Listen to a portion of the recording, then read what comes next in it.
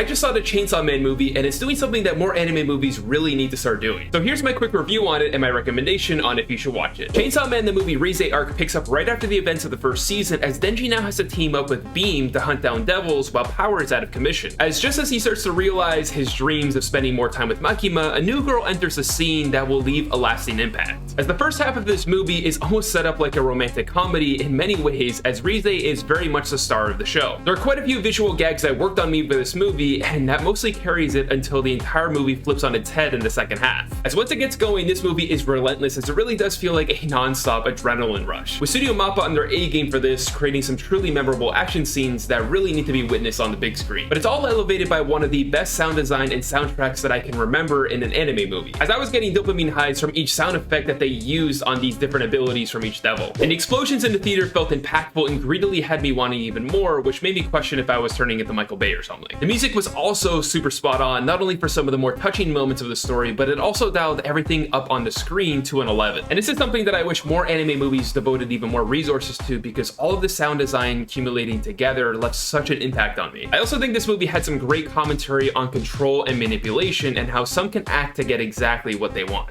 with the movie leaving quite a few nuggets to be thought about by the time the credits rolled. And something that I always appreciate from Fujimoto's works is that there's always lasting consequences that elevate the impact of the story and everything that we see on screen. Overall, the Chainsaw Man movie is an electric ride that I never truly wanted to get off, and I'd recommend it to anyone who's caught up with the anime. And even if you haven't caught up, please do, because you need to watch this movie and you won't regret it. But I'm curious to know if you've watched this movie and what you thought about it. Let me know down in the comments, and don't forget to share this with a friend who loves anime.